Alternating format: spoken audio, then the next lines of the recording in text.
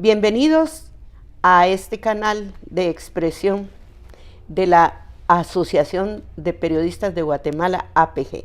Diálogos con Libertad, de nuevo con ustedes, y nos acompaña Mario Antonio Sandoval Samayoa, 2 veces presidente de la Asociación de Periodistas de Guatemala, literato, columnista, y pues nos recibe en su casa. Mucho gusto, Mario Antonio. Muchas gracias, Ana Julieta. Gracias. Entremos en materia. Ajá. ¿Cómo ve usted el periodismo actual? ¿Cómo ha cambiado desde el tiempo que la APG pues, se pronunciaba? Todavía existían los teletipos y en los estatutos se hablaba de que se mimeografiara la información inmediata. Uh-huh. Bueno, mire, el periodismo no puede escapar a la tecnología instantánea. En ese sentido, no podemos quejarnos porque es imposible regresar a las máquinas, por decirle a las maquinitas esas de papel. O sea que la tecnología lo que hace es facilitar, reducir el tiempo, etcétera. Pero los principios se tienen que quedar igual. El problema de la tecnología ahorita es que no se están respetando los principios del periodismo, que siguen siendo los mismos. O sea, la esencia es igual, la forma de presentarla es antes. Por darle un ejemplo, antes voy a decir el periodismo, entre comillas, se hacía amarrándole un mensajito a una paloma mensajera, ¿verdad? Y ahora se hace con apacheando una tecla con en un iPhone. En un iPhone. El problema, como yo le digo, es que en este momento la proliferación de la tecnología tiene 2 cosas, a mi juicio, que es una moneda de dos caras.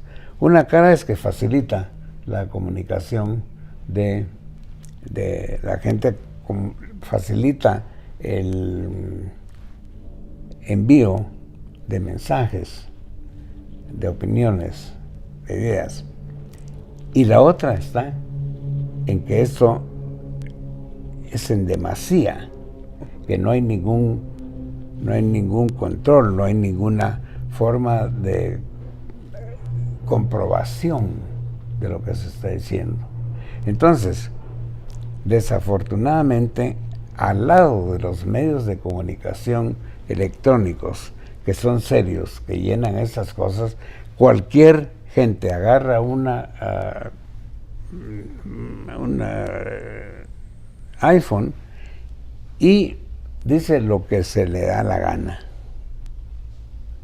y se divulga literalmente al mundo entero. A veces es por error, a veces, pero sobre todo es por mala fe. Y ahorita eso ha dado la cosa de una industria de los netcenteros que ya sabemos lo que son. Entonces resulta que cuando el lector, el público, dice que lo mismo le da recibir algo en el correo electrónico o en el celular que esté avalado, digamos en Guatemala por Prensa Libre o por el periódico o por La Hora, a otro no responde a nada que sea real, sino que son un par de gentes que se inventan un numerito y se lo dietan. Otro problema que tiene la tecnología es que es utilizada para los que no son periodistas ni informadores, sino activistas de un criterio económico, político, religioso. Entonces, ahí se cumple aquello que dijo Humberto Eco, que dijo que antes lo que era las tonterías que se decían en una conversación de cantina, entre cuatro amigos, ahora eso se manda y se vuelve tendencia mundial. Y la falta de educación, la falta de criterio, la inocencia, si usted quiere también, del lector es creer que todo lo que está poniéndose ahí es real, que todo lo que está poniendo es verdadero y que no tiene mala intención. Por esa razón, ya ve usted, los gobiernos, los partidos políticos, todos los mensajes religiosos, que son especialmente terribles también, vienen y afectan a lo que conocemos como la verdad, que también sabemos que la verdad no es una ni es única, sino que es una verdad un poco relativa, digamos. Yo me recuerdo que Vinicio Cerezo, un expresidente, decía la verdad verdadera. ¿Se recuerda? Sí, sí, él lo decía por una broma, pero sí es algo eso. Y es que la verdad, desde mi punto de vista, por ejemplo, imagínense que una elección, digamos, pierde un candidato y gana otro. ¿Cuál es la verdad? ¿Que el candidato A ganó o que el candidato B perdió?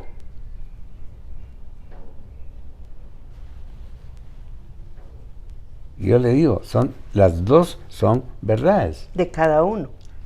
Y si yo soy partidario en el fútbol, digamos, de un equipo, pues yo digo, mi equipo perdió. Y ustedes del otro equipo, y usted dice, mi equipo ganó. Cuando yo he observado mucho los grandes periódicos internacionales, y voy a mencionar al New York Times, por ejemplo, o al Washington Post, periódicos que yo leo, siguen manteniendo la esencia del buen periodismo. Hay otro problema que está causando, y es que hay otro problema que está causando daños al periodismo, y es en este momento el daño que causó la pandemia. Que hay muchos periódicos murieron. ¿Por qué? Porque sus lectores ya no tuvieron dinero para comprarlo, porque sus anunciantes ya no tuvieron dinero para invertirse, y hay muchos periódicos que después de ser instituciones de a veces hasta de más de 100 años han fracasado. A todo eso se agrega puede decir, un desinterés de los jóvenes en la prensa escrita, cosa que es lamentable. Ya no leen mucho. Pero no quiere decir que no lo hagan, es que no leen periódicos escritos, pero sí leen en el teléfono celular. Dice, quiero leer a ver qué pasó ayer en el Congreso, qué pasó ayer, voy a averiguar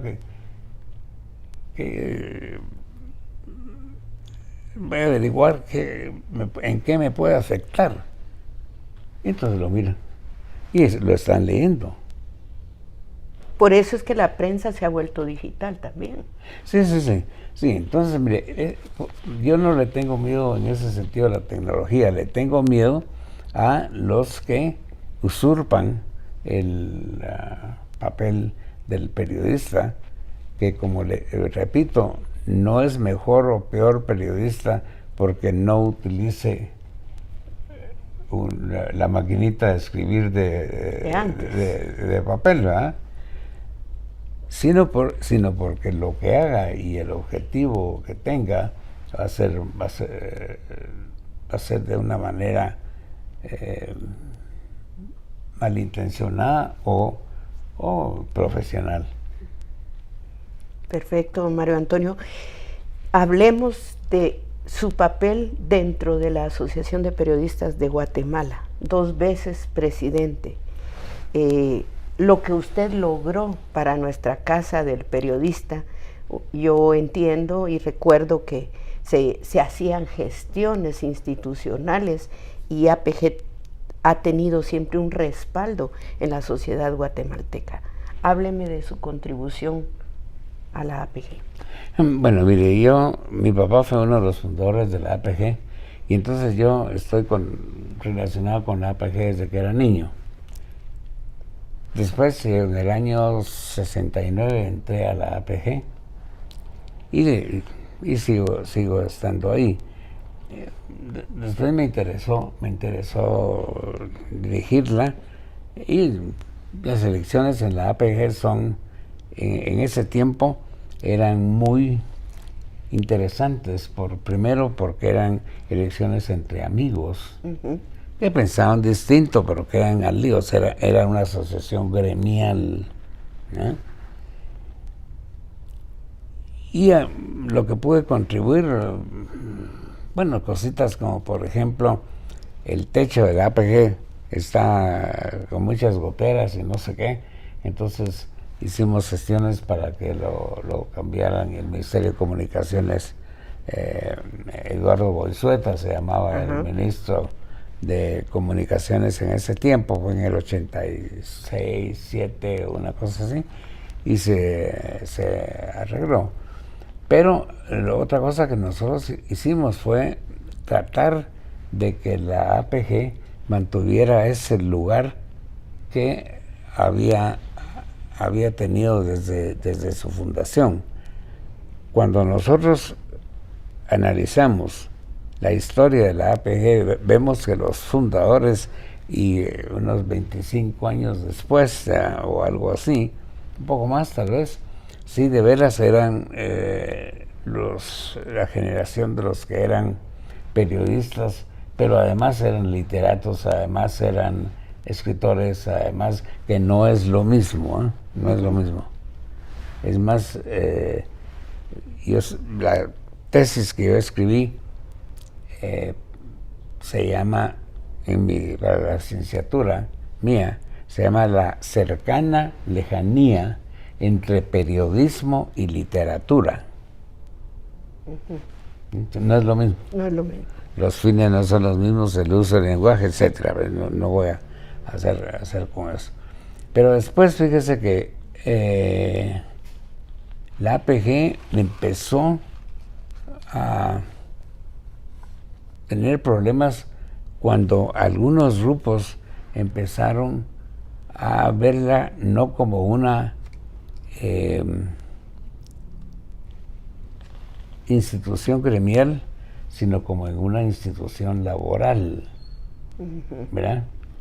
Y entonces que estaban los periodistas que, por haber fundado medios de comunicación, se veían también, además de periodistas, eran empresarios, digamos, del periodismo. Mini empresarios, porque sí. hubo el boom de los radioperiódicos. Sí, estaban los radioperiódicos, etcétera, y estaban los otros, y ahí se rompió esa asociación gremial, y lamentablemente nunca se imaginó, los que estaban ahí, nunca imaginamos hasta dónde iba a llegar. Después vino una etapa en la cual ya personas que eran primero, voy a decir, dirigentes sindicales o activistas políticos, ¿no?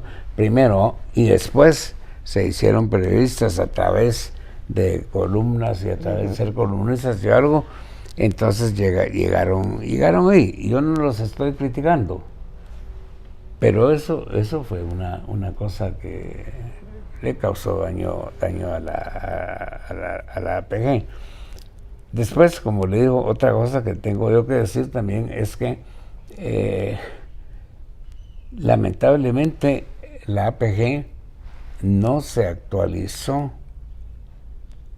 tecnológicamente cuando debía haber por eso me da mi gran gusto saber de este programa y saber que ya se tienen estas comunicaciones, voy a decir, instantáneas, porque eso se debe haber hecho antes. Debo decir que en realidad la prensa en general en el mundo nunca se imaginó que fuera a llegar esa tecnología hasta donde llegó. Y entonces ahora, me voy a poner un ejemplo, cámaras que además de cámaras son cámaras de filmar, cámaras fotográficas, Ajá, son sí. cámaras de filmar. iPhone. Los iPhones, ¿verdad? Entonces ya todo eso es una facilidad enorme y yo la miro como algo positivo. Porque tiene una formación académica y es la diferencia que veo yo, además de los net centers, los llamados influencers, que alguien va al parque, se toma una foto, la envía y está quitándole también papel al periodista que no se ha sumado al tema de la tecnología. Sí, mire, para mí la palabra influencer, aparte de que me cae muy mal porque es en inglés y Sí. yo creo que el español tiene palabras, pero bueno. Es cualquiera. Y además, influencer, va. Alguien que influye, que es influir. Para bien o para mal. Exacto, hacer que alguien haga algo o no sé, eso no tiene ninguna relación con el periodismo. Pero lo están haciendo. ¿Sí? Hay una cosa que es bien interesante, mire, en estos momentos una de las partes más importantes del periodismo es el periodismo de opinión.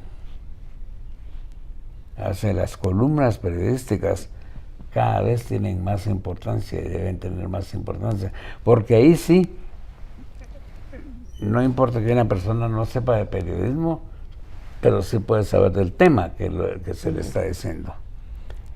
Un economista. Sí, pues un economista, un experto en arte, un experto en... Eso creo yo que es muy bueno, lo cual no quiere decir que en las notas periodísticas vaya reflejada la opinión del que la escribió y vaya cargada de adjetivos y de cositas así que le quitan la equidistancia necesaria que debe tener la actividad periodística cuando es profesionalmente hecha. Porque de no tener la experiencia y va en forma ideológica influenciando, porque la opinión pública pega en los diferentes públicos, ¿verdad? Sí, mire, acuérdese que este es un viejo tema que es noticia. Ya lo acabamos de ver, que es noticia que el equipo A perdió o que el equipo B ganó. Las dos, ¿verdad? Que es noticia. Y luego fíjese que otra cosa que es muy importante que tiene que ser ahora es que hay que saber primero tener el conocimiento y un poco la experiencia de saber en qué casos la noticia no es tanto el hecho en sí, sino como sus consecuencias. Entonces, la elección de este señor X en un cargo, alcalde, diputado, no sé qué, miembro de un magistrado que está ahorita. Ahora que está, eso, la noticia es los consecuencias que va a tener. Pero, y a todo eso se tiene, y además tiene que hacerse en un tiempo de inmediato, porque antes pues había un poco más de tiempo para pensar, para analizar, pero ahora que es prácticamente todo instantáneo, todo, ¿cómo se dice?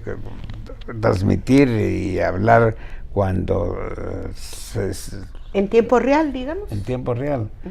Y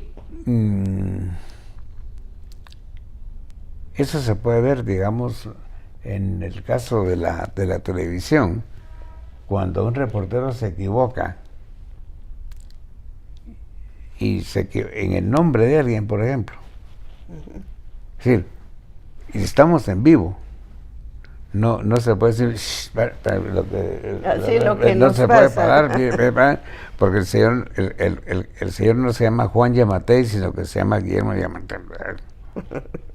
Sí. No, tampoco, se llama Alejandro. No, y lo vemos en la televisión abierta, que en nombre grande está equivocado la persona que están presentando, ¿verdad? Y así, pero mire, dicho eso, le digo que el periodismo sigue siendo una actividad apasionante. Apasionante. Es un pequeño vicio que no se quita. Y los periodistas hay de dos clases. Unos los que se mantienen toda su vida haciendo eso, y otros los que recapacitan y se van luego. Hablando del tema de periodista y recordando el principio de la entrevista, que usted desde niño se involucró en el periodismo porque su papá es uno de los fundadores de la Asociación de Periodistas de Guatemala. Cuando yo le digo qué significa para usted el Día del Periodista y lo asociamos con su cumpleaños, Mario Antonio. Sí, imagínese usted que yo resulto que cumplo años el Día del Periodista, pero y la razón es porque el 30 de noviembre de 1729 salió la Gaceta de Guatemala. O sea que no tengo yo nada que ver en ese asunto. No voy a decir que eso lo pusieron así en homenaje a mí, por favor, no es eso. Mire, para mí el periodismo fue la actividad que yo quise hacer siempre. Estoy convencido que hacer periodismo es hacer historia a la carrera. Y lo que me gusta es esa cuestión de la limitación del tiempo, la agonía de la redacción que le ha pasado. La agonía de la redacción. Y ahora pues yo estoy digamos dedicado a mi columna Catalejo, básicamente. ¿Cuántos años tiene esa columna? Mire, ¿Y por qué le puso Catalejo? Ahí le voy a decir. Mire, no, fíjese que no recuerdo, pero son más o menos unos 30 años. Son más o menos unos 30 años. Es que cuando... 1980 y algo. No. Un poquito después. ¿Los 90? 90, digamos. Uh-huh. Entonces, fíjese que... ¿Y por qué le puse Catalejo? Porque, como se sabe, el Catalejo eran aquellos lentes de larga vista que tenían los marineros. Uh-huh. Y con el que miraban y les servían para ver, y yo decía, voy a agarrar de todo el panorama, voy a agarrar este pedacito y voy a hablar sobre ese pedacito. Uh-huh. Y por eso es lo que leemos constantemente, esa columna que lo despierta cada día y dice, bueno, hoy el tema de las Cortes continúa y aborda todo el... Sí, mire, eso siempre tiene que ser así, es decir, el tema político en un país como Guatemala es importantísimo. Claro. Ahorita en Guatemala, desafortunadamente, no se practica la política, sino se practica la politiquería, que no es lo mismo. No es lo mismo. ¿Ah? Y volvemos a lo mismo. Por ejemplo, se abrió la puerta a los partidos políticos, que fuera fácil hacerlos pensando que de esa manera iban a haber más formas de pensamiento y no sé. Porque en ese tiempo que se habló de eso, los partidos políticos eran ideológicos, ¿verdad? Tenían su línea de pensamiento. Ahora la verdad es que no. La verdad es que cuando usted mira la diferencia de la línea de pensamiento de todos los, bueno, con excepción de grupos como WINAC o como ¿cómo se llama? Semilla, que son de un pensamiento definido, pero los demás realmente son vías para llegar al poder, nada más. Fíjese que sí, Digo, eso no tiene. Y no hay ahorita en Guatemala una contraparte ideológica que se defina así como, mire, yo soy derecha, yo soy izquierda. Conceptos con los cuales yo tampoco estoy de acuerdo, porque derecha de qué y al respecto de qué. Y recordamos cuando alguien decía que alguien era de centro izquierda, centro derecha, y tampoco. Sí, mire, no, es que fíjese que sí, el concepto tiene que ser, y eso se va a ir comprendiendo mejor, es que usted no puede abrazar el 100% de las decisiones, criterios e ideas de un grupo político, de una tendencia. Porque quiere decir que como yo soy de eso, que tengo que apoyar eso. No, un momentito, yo no. Entonces, en este campo, sí estoy más de acuerdo con esos que con esos, y al revés. Y entonces, eso es una cosa que a mí me interesa conocer. Y le quiero contar, y hay otra cosa que es importante, y es que se debe conocer la historia. Ahorita vamos a hablar de 200 años de la independencia. Bueno, el bicentenario. A mí me gusta hablar más ¿cómo se llama? Los 200 años del 15 de septiembre de 1821. Ya si fue independencia, si no fue una independencia en la cual el jefe, el primer jefe de gobierno era el capitán general. Eso no me suena muy.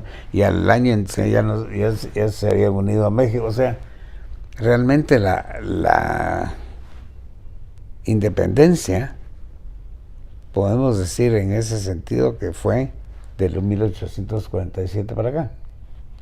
Pero no me voy a meter en eso, ¿eh?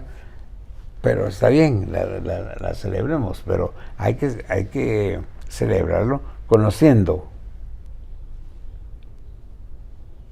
sus luces y sus sombras, las etapas históricas, pero sobre todo lo que yo le llamo el conocimiento horizontal de la historia, no vertical.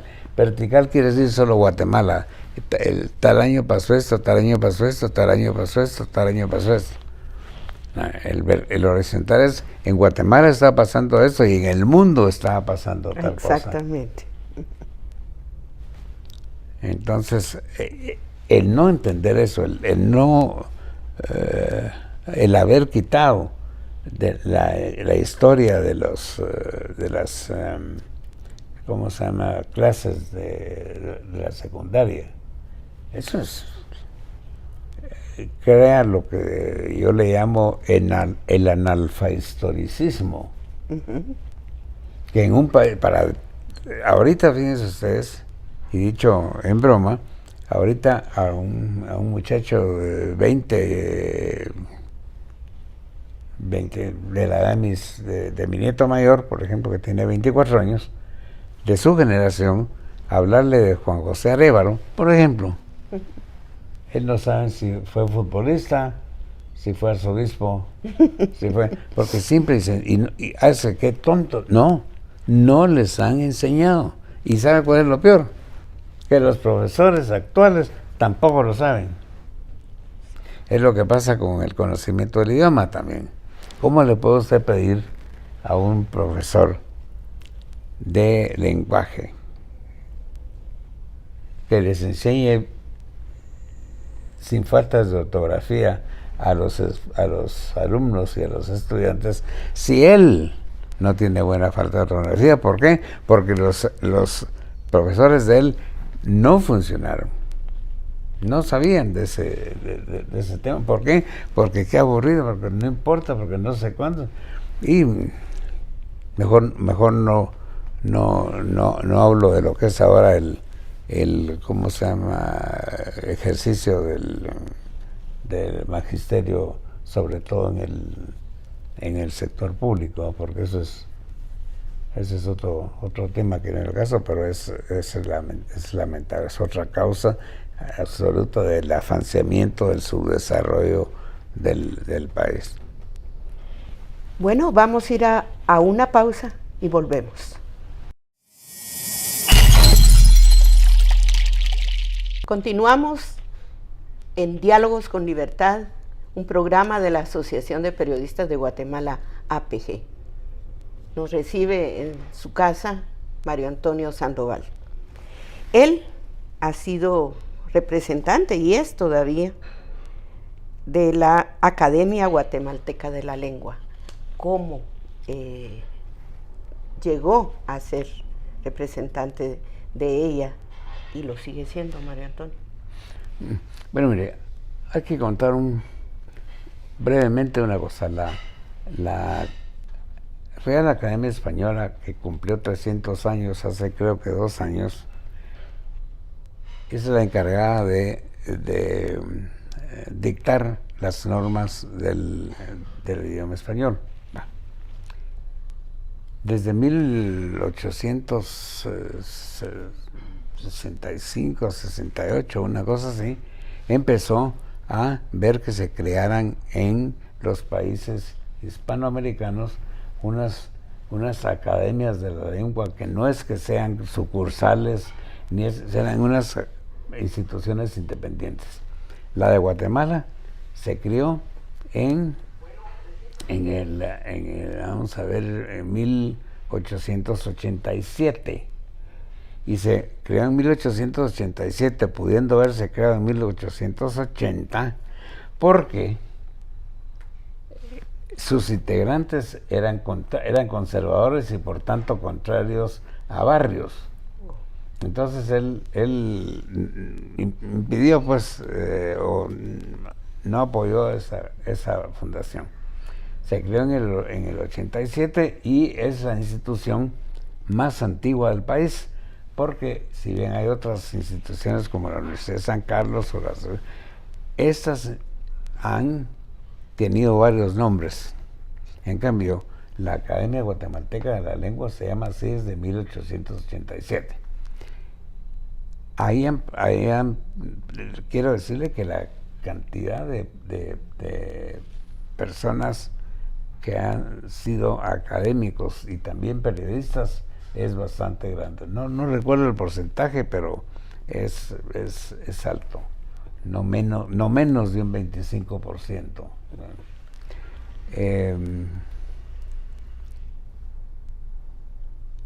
La Academia Guatemalteca de la Lengua es la número 8. Y entonces se ha mantenido, y su trabajo es, voy a decir, asesorar, participar en las reuniones, congresos y demás, agregar, enviar a Madrid pues nuevas palabras, guatemaltequismos, la palabra, le voy a contar un ejemplo, la palabra pichirilo está ahí en el diccionario. Por los carritos esos que teníamos, ¿cómo? Por los carritos que teníamos. Entonces el pichirilo. Y yo entré, ahí se entra por invitación.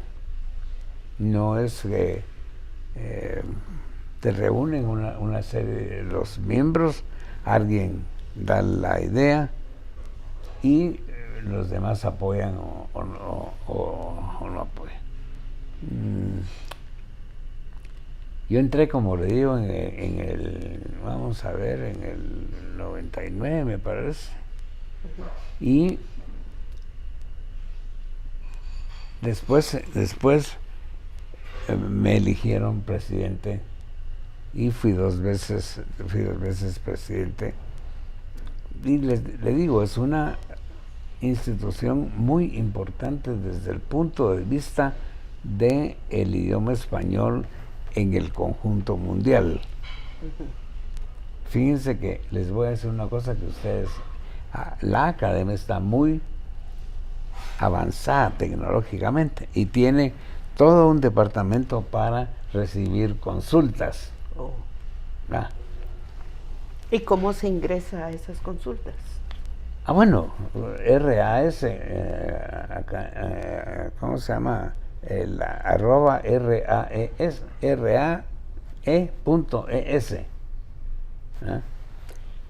Entonces, fíjese que tiene creo que son 30 personas recibiendo consultas y cosas.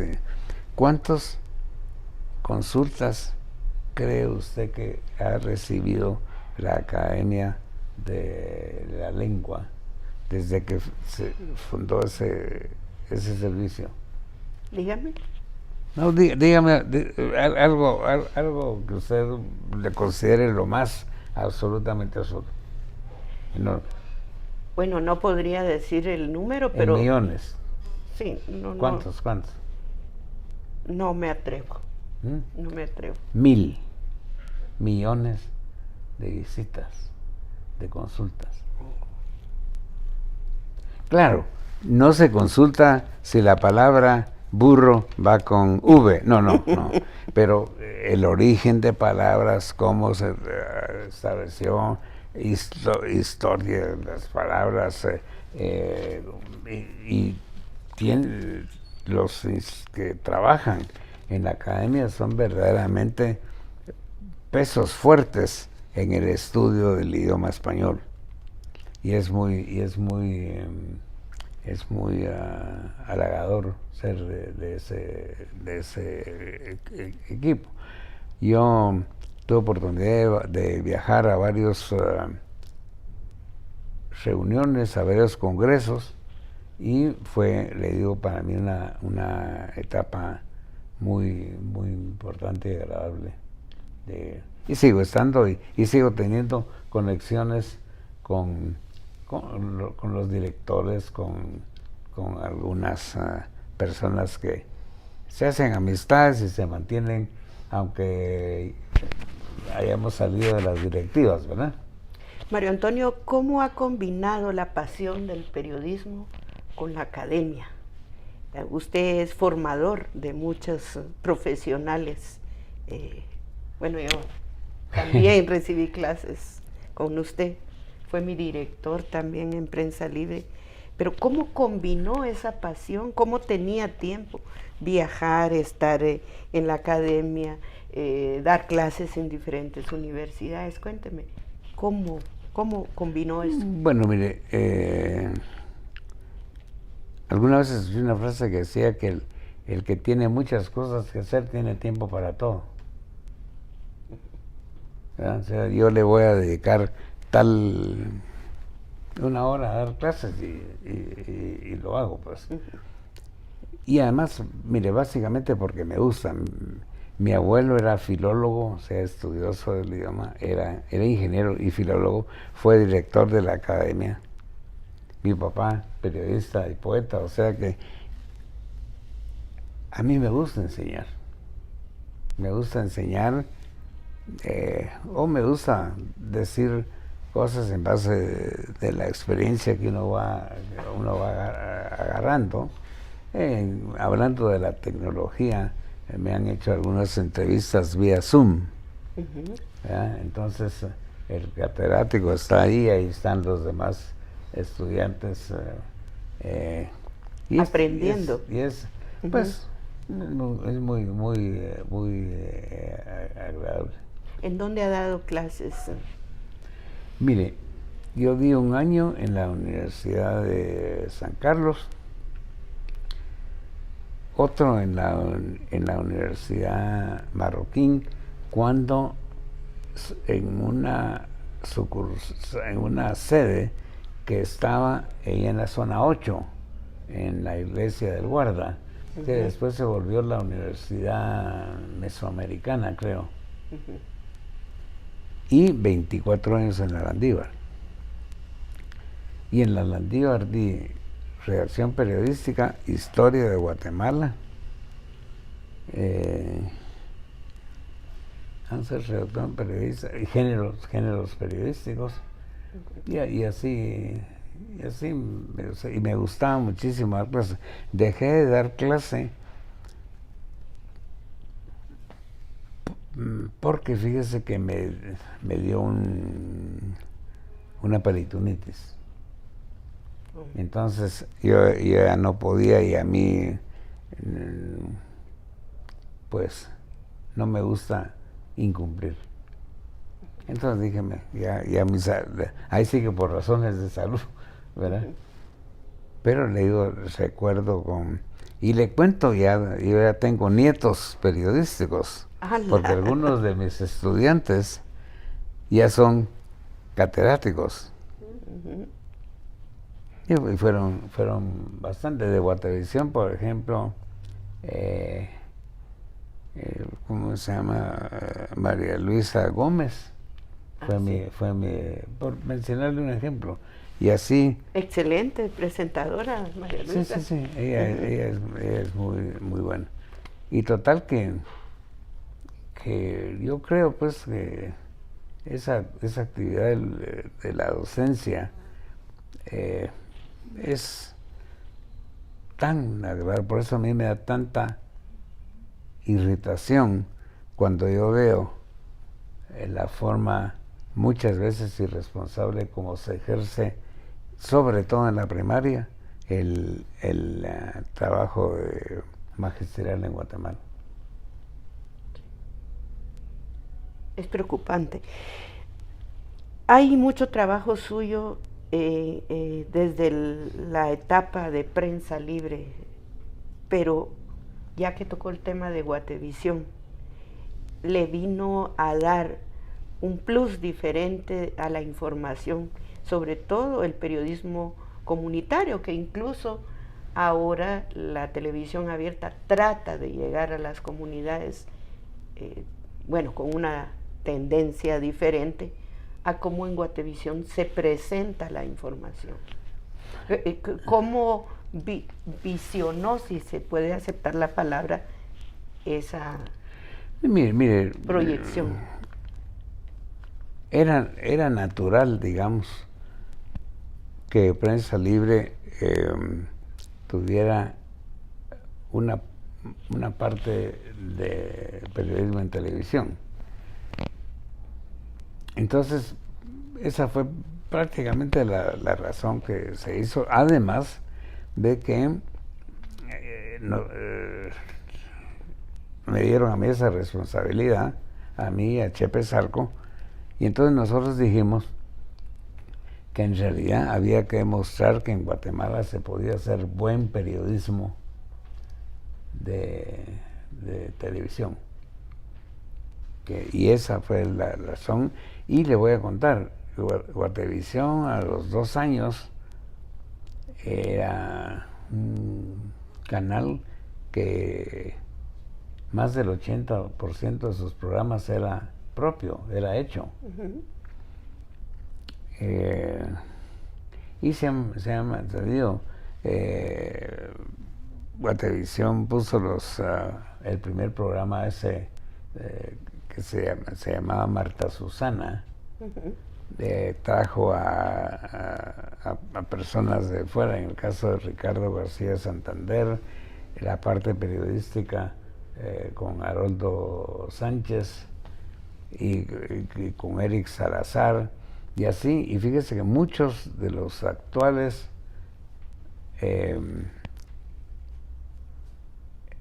personajes de la televisión de Guatemala pasaron por Guatevisión.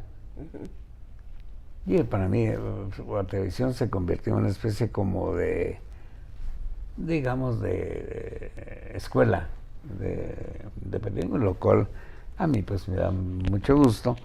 En algunos casos lamenté la salida de los muchachos, pero me alegré porque iban a ir a mejorar el periodismo televisado de Guatemala.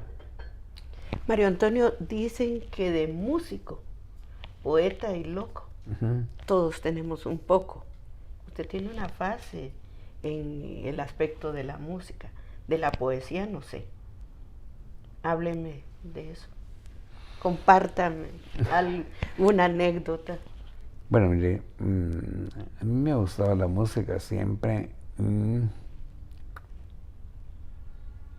Tengo escritas, creo que son 8 canciones, ya ni me acuerdo. Y alguna vez hasta hice un pequeño concierto con esas. Yo lo que he hecho es que todas las melodías son mías, pero en algunos casos lo que hago yo es ponerle melodía a poesías. Oh. Y entonces, eso es mi gran gusto. Un poco de guitarra también, y otro pequeño hobby que yo tengo es que me gusta armar, a veces con algo de ayuda porque son un poco complicados, barcos así como esos mismos. Estos que están ahí. Y entonces, que son, como usted puede ver, son galeones. En este caso, los dos son galeones españoles. Aquel es una especie como de velero de Estados Unidos, y esos son en eso me entretengo. Y de las tantas condecoraciones que ha recibido, veo que destaca una que está ahí, cabal, debajo de los barcos. Hábleme de una de esas.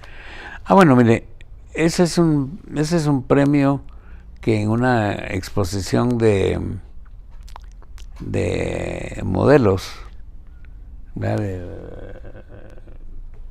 objetos, porque estos son de plástico, aquellos dos son de madera. Se hizo una exposición, hay una asociación, un club de gente que hace ¿veleros? Avioncitos y cosas así. Yo no hago avioncitos, sino que hago estos barcos que, como usted ve, arreglar todas las velas y las pitas. ¿Se ha imaginado navegante, Mario Antonio? Una vez alguien me dijo que en una de mis vidas pasadas yo había sido un marinero de Creta. O sea que soy cretino. Sí. Entonces ahí esos son los pequeños. Una cosa que me gusta también es la fotografía. Me gusta la fotografía.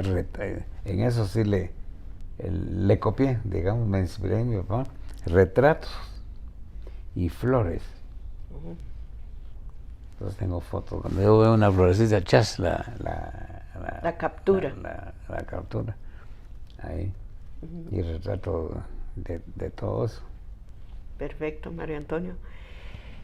De las condecoraciones, como yo refería, ¿cuáles son las que en su ser le agradan, las añora y las lleva. Mire, yo le voy a decir una cosa, yo he recibido pocas condecoraciones. Una es la que la que digo que lo llevo, como su nombre lo indica, en el corazón, es el corazón puro, el corazón de apejista. Pero también tengo la condecoración de grado de comendador de la Orden de Isabel la Católica de España.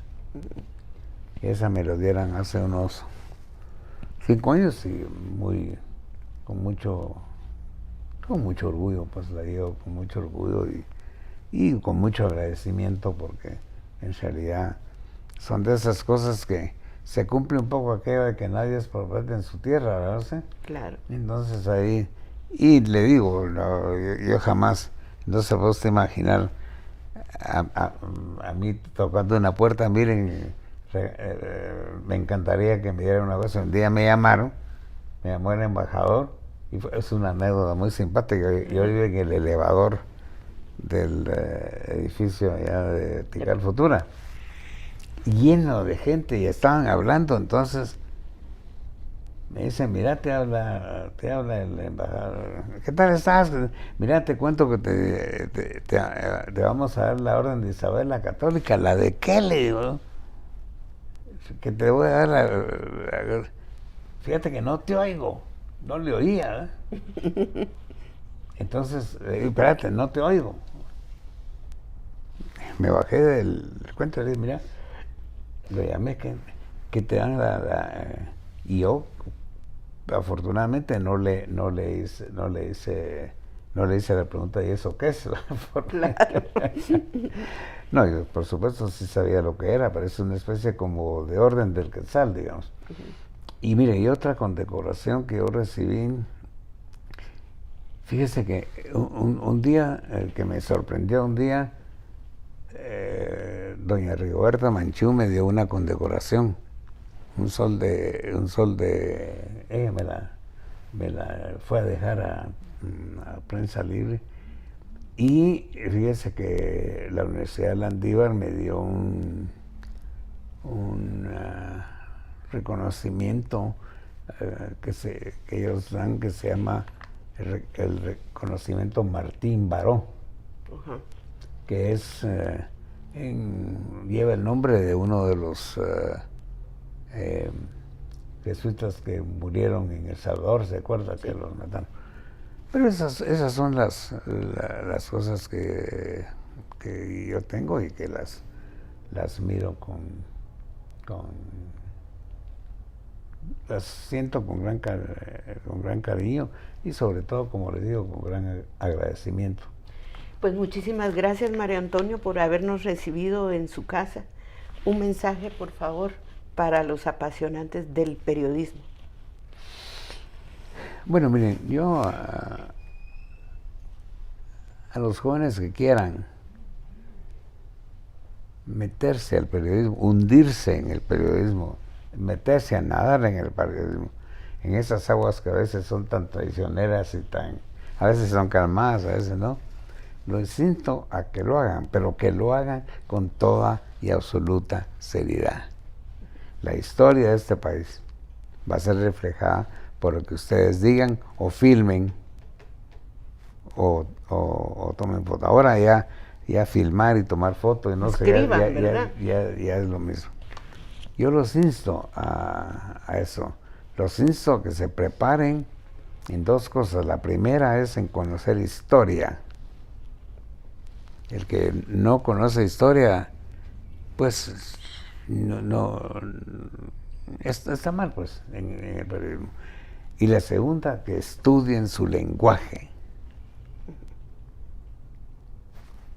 Es decir, el lenguaje español, la lengua española es la segunda lengua más hablada en el hemisferio occidental.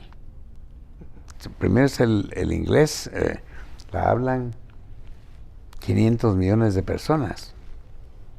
Y hay una cosa muy interesante, en Europa y en otros lados, en Japón, en China, hay un montón de gente interesada para hablar español. Y por supuesto, como esas son gentes muy disciplinadas, ¿verdad? Se conocen la gramática, la conjugación, la cosa, todo, todo. Y eso, esos dos elementos creo que lo hacen. Y aparte, estar acostumbrados estar preparados los estudiantes para que sepan que es una profesión poco entendida y muchas veces rechazada por mala fe. Eso es lo que yo les diría a ellos. Prepárense eso y que nunca se van a arrepentir de haber tomado esa decisión. Aparte de eso, hay un montón el periodismo se puede ejercer no solamente es el periodismo político ni el periodismo, cada vez hay más áreas donde se puede hacer, pero no puede haber diferencia a la calidad. No puede haber sustituto a la calidad. Pues muchísimas gracias. Hemos llegado a un programa más de Diálogos con Libertad.